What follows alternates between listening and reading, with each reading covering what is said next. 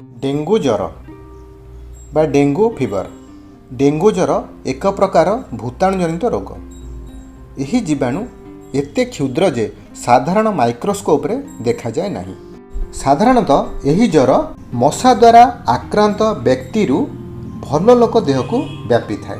Dengue मशा साधारणतः परिष्कार पानी यथा कूलर फ्रिज फुलदानी मानकर रहुथिबा पानी रे डिंब देई तार वंश वृद्धि करती एवं यही मशा भल मनीष को कामुड़िले डेंगू ज्वर हेबार संभावना थाए।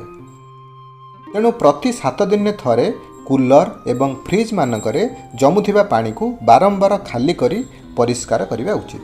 डेंगू ज्वर दुई प्रकार होई पारे। एक रहेला डेंगू ज्वर बा डेंगू फीवर, दुई रहेला डेंगू ज्वर होई रक्तस्राव हुए जहाकू डेंगू हेमोरेजिक फीवर कहा जाए। डेंगू ज्वर अपेक्षा रक्तस्राव होई डेंगू ज्वर अधिक सांघातिक। यही ज्वर कबल रे पड़िथिबा रोगीर अत्यधिक रक्तस्राव हुए एवं से शॉक रे मृत्यु मुखरे पड़े।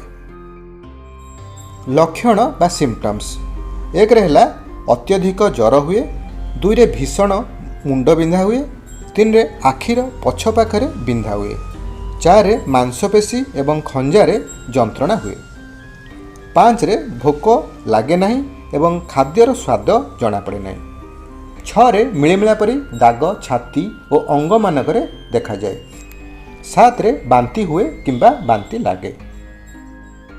रक्तस्राव सहित डेंगू ज्वर बा डेंगू हेमोरेजिक फीवर, एक रहेला अत्यधिक ज्वर हुए, दुई रे अत्यधिक मुंड बिंधा हुए, तीन रे आखिर पछ पाखरे बिंधा हुए, चारि मांसपेशी एवं खंजारे जंत्रणा हुए, पांच भोक लागे नहीं एवं खाद्यर स्वाद जना पड़े नहीं, छ मिलिमिला परी दाग छाती एवं ऊर्ध्व अंगरे देखा जाए, सात बांती हुए किंबा बांती लागे, आठ आक्रांत बा आहत व्यक्तिर देह सेता देखा जाए एवं आक्रांत व्यक्तिर शरीर ओदा एवं ठंडा लगे, नौ रे नाक मुह माढ़ी रक्तस्राव हुए एवं चर्म रे रक्त जमाट बांधिला परी देखा जाए, 10 रे क्रमागत बांती हुए किंबा बांती सहित रक्त पड़े, 11 रोगी